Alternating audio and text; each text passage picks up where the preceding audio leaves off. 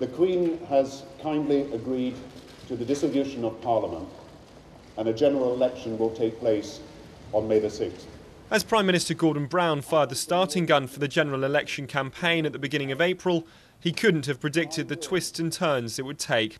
Following high-profile manifesto launches and a series of TV debates came this, Gordon Brown's now infamous gaffe. Good. It's a disaster. Oh, everything. She's just a sort of bigoted woman.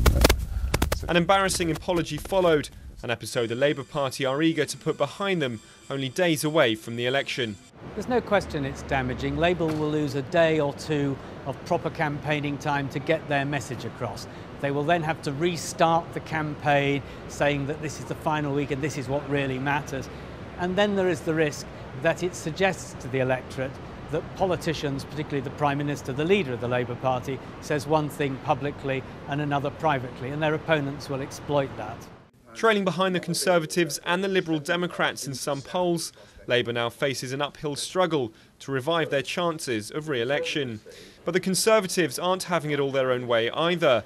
They've seen a double-digit lead in the polls narrow considerably.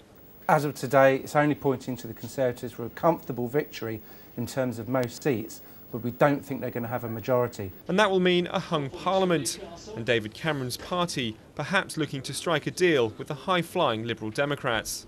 In neither of them are you coming clean with people about how anything costs, because you haven't got any figures. The Lib Dems' fortunes have been transformed thanks to the debates, giving their underexposed leader, Nick Clegg, the chance to shine. He wasn't terribly well known before this election. The exposure that he's gained out of these debates has been enormous. People know who he is now, and as a consequence of that, starting to understand what the Liberal Democrats stand for. With wildly fluctuating polls and still time to sway undecided voters, the outcome of the campaign is far from clear. As it stands, a hung Parliament is the most likely outcome, new territory for 21st century British politics.